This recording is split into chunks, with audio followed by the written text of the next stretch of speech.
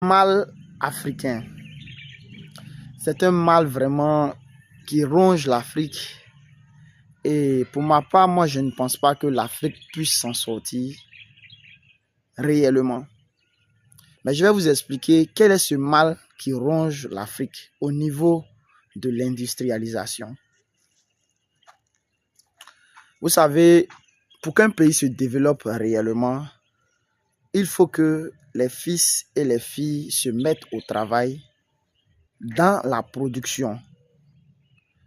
Quand on parle de production, les gens voient forcément tout ce qui est riz, tout ce qui est maïs, tout ce qui est aller au champ. Mais je voudrais vous dire que ce n'est pas ça seulement qu'on appelle la production. Vous voyez les machines qui sont derrière moi. Ces machines-là aussi, on doit les appeler des productions. Vous voyez le casque que je porte là. Ce casque également est une chaîne de production. Vous voyez par exemple ce t-shirt que je porte qui marque mes 10 ans d'entrepreneuriat. Ce t-shirt aussi, il faudrait qu'on les appelle des productions. Les chaussures que nous portons sont des productions. Les montres que nous portons sont des productions. Alors, aujourd'hui, tous ces secteurs d'activité sont délaissés au profit des bureaux. C'est vrai, vous êtes fonctionnaire. C'est vrai, vous partez pour signer les papiers. Mais quand on regarde réellement, quelle est la valeur ajoutée de ce boulot-là? Est-ce que aller au bureau pour faire signer des papiers peut nous permettre de sortir du niveau auquel nous sommes? Soyons réalistes, soyons concrets. Est-ce que aller au bureau pour faire des photocopies, est-ce que écrire des mails où tout le monde s'en va écrire des mails, est-ce que s'asseoir pour réceptionner des fichiers, pour déposer à gauche, tout le monde fait le même travail? Est-ce que réellement, c'est ce qui va nous permettre de nous développer? C'est ce qui va nous permettre de devenir des pays concurrentiels par rapport à la Chine, par rapport aux États-Unis, par rapport à certaines grandes puissances qui sont en train de monter, par rapport à la Russie? Est-ce que si tout le monde s'en va dans les bureaux, si la majorité des personnes vont dans les bureaux uniquement que pour signer des papiers, que pour rédiger des lettres, est-ce que vous pensez que on va s'en sortir? Moi, je dirais que le constat est déjà... Cet exemple a déjà été fait. Cet exemple-là a déjà été expérimenté depuis plus de 60 ans aujourd'hui. La Côte d'Ivoire est indépendante depuis plus de 60 ans. On a dépassé 60 ans. Dans les 60 ans, c'est la même chose qu'on fait. C'est les mêmes procédures qu'on fait. Les gens deviennent des instituteurs, les gens deviennent des policiers, les gens deviennent des docteurs. C'est bon, c'est très bon, parce qu'ils nous éduquent d'une certaine manière. Mais il y a quelque chose qui manque. C'est que les secteurs qui vont nous permettre réellement de devenir des pays industrialisés, de devenir des pays producteurs de riz, de maïs, de sorgho, de tout ce qui est alimentaire. Les choses qui vont nous permettre de devenir des pays industrialisés, comme des usines de construction de machines, des usines de construction d'habits, des usines de construction de chaussures, des usines de construction métallurgique. En fait, en réalité, tous ces secteurs-là, les gens ont délaissé cela aux plus faibles de la société. Quand je dis les plus faibles de la société, ça veut dire que c'est des gens qui sont partis à l'école, ils n'ont pas su s'adapter, ils n'ont pas su lire, ils n'ont pas su écrire, ils n'ont pas pu être parmi les meilleurs. Et c'est les secteurs clés d'un pays, c'est ce qu'on confie à ces personnes-là. Regardez autour de vous, hein. Ne cherchez pas loin. Regardez autour de vous. Vous verrez que tous ceux qui sont, par exemple, dans la cordonnerie, sont des gens qui n'ont pas vraiment réussi à l'école. Je ne dis pas qu'ils sont médiocres, non. Je ne dis vraiment pas qu'ils sont médiocres, non. Je dirais que c'est des gens, par rapport à la norme de l'école, n'ont pas pu s'insérer correctement. C'est des gens qui n'ont pas pu faire facilement, comprendre facilement les choses.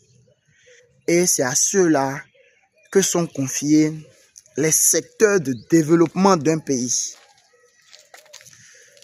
Parce que, vous voyez aujourd'hui, pourquoi on dit qu'un pays est industrialisé, pourquoi on dit qu'un pays s'en sort, pourquoi on dit qu'un pays arrive à construire des motos, pourquoi on dit qu'un pays arrive à construire des vélos, pourquoi on dit qu'un pays arrive à construire des véhicules, pourquoi on dit qu'un pays arrive à construire des armes, pourquoi on dit qu'un pays arrive à construire des avions.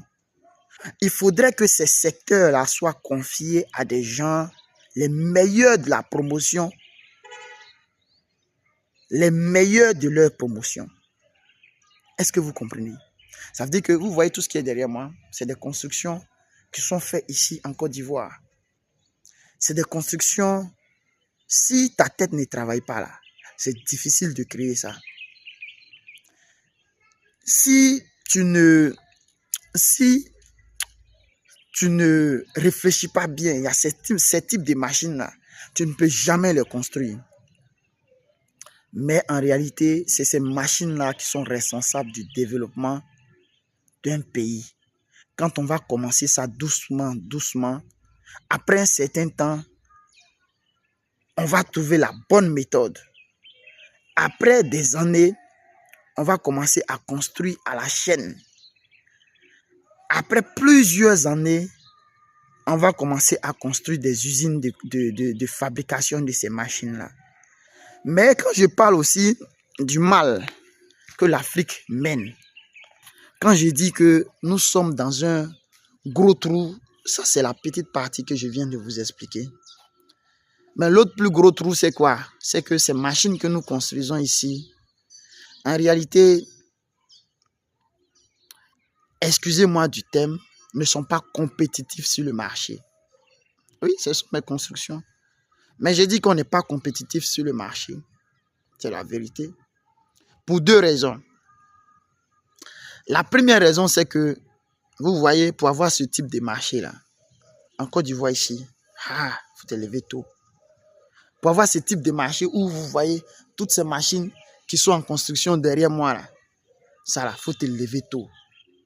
L'accès au marché en Côte d'Ivoire est très difficile. Pour avoir des équipements comme ça à construire à la chaîne ici en Côte d'Ivoire, c'est très compliqué. Pourquoi? Parce que ceux qui sont développés, ceux qui ont plus d'expertise que nous, ceux qui ont plus de matière, de machines pour créer des choses sophistiquées comme ça, sont trop en avance sur nous. Ça, c'est un. De deux, tous ceux qui en ont besoin dans notre pays refusent de prendre avec nous. Ils préfèrent aller commander là-bas. En Chine, par exemple, aux États-Unis, en Palestine, en Iran. Tout cela, les pays africains préfèrent se lever pour aller commander là-bas parce que c'est moins cher. Pas parce que c'est forcément la qualité, non. Parce que c'est moins cher. Alors, ce qui veut dire que si les Ivoiriens, les Africains doivent se lever pour aller commander toutes leurs machines en Chine, en Palestine, en Iran, en Thaïlande, à Dubaï, ce qui fait que les constructeurs au niveau local là, ne pourront jamais s'en sortir. Ils n'auront pas de marché, ils n'auront pas d'expérience, ils n'auront pas de savoir-faire et ils ne peuvent pas devenir donc moins chers. Parce qu'ils n'ont pas de construction à la chaîne, ils n'ont pas de grandes commandes, donc ils ne peuvent pas devenir moins chers. Ils ne peuvent pas connaître les techniques de production à la chaîne, ils ne peuvent pas connaître les techniques de production pour faire baisser les coûts. Et c'est fini, nous sommes dans un cercle vicieux. comme on le dit, quand tu vas à la banque et puis tu prends un crédit, là, on dit que tu es dans un cercle vicieux. Une fois que le crédit finit, tu en prends. Une fois que ça finit, tu en prends. Tu vois que ta vie, là, tu ne peux pas t'en sortir. C'est la même chose pour l'industrialisation en Afrique. L'Afrique ne peut pas s'en sortir. L'Afrique ne pourra pas s'en sortir à deux conditions. Si les Africains décident de passer leurs commandes aux Africains ici, là, quelque chose peut se passer.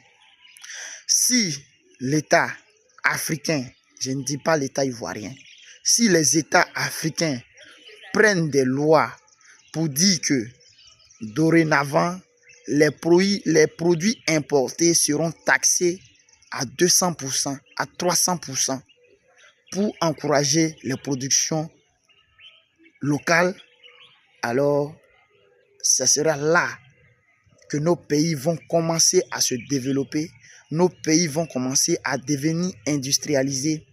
Les machines que vous voyez derrière moi, que ce soit les motoculteurs, les batteuses de riz, les tracteurs, ainsi de suite, vous allez voir que quand nous aurons beaucoup plus de commandes, nous aurons la main.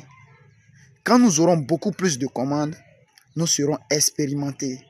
Quand nous aurons beaucoup plus de commandes, nous allons pouvoir construire à la chaîne, nous allons pouvoir recruter beaucoup de personnes, nous allons pouvoir donner beaucoup plus d'emplois, nous allons pouvoir construire donc des machines de tout genre, des véhicules, des motos et même des avions.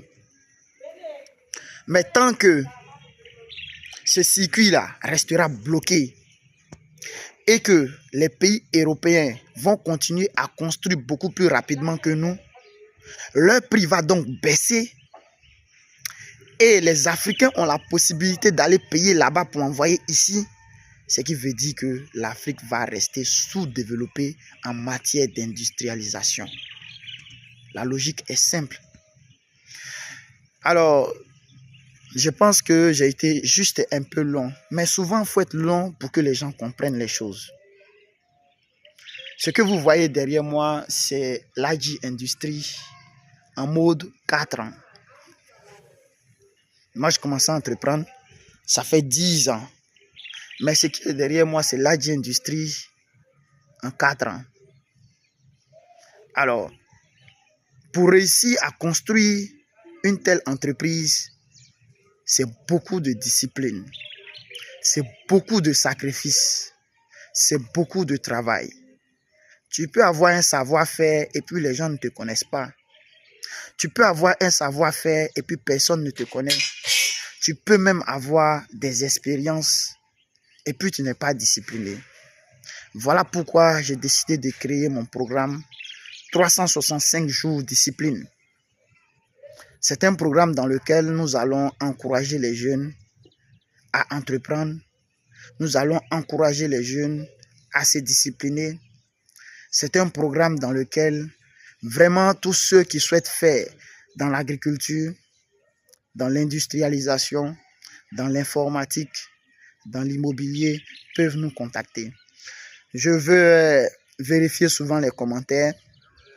Tous ceux qui sont intéressés pourront nous écrire et nous allons rentrer en contact avec eux pour qu'ils puissent prendre part à notre programme de 365 jours challenge pour se discipliner, pour créer votre entreprise. 2025, c'est maintenant que ça se prépare. 2025, vous devez être discipliné. 2025, vous devez être dans un réseau. 2025 doit être l'année de votre année. Alors, si vous avez aimé cette vidéo, abonnez-vous déjà à ma chaîne et surtout, laissez-nous des commentaires sur des thèmes sur lesquels nous pourrons échanger avec vous. Merci et à demain pour une nouvelle vidéo.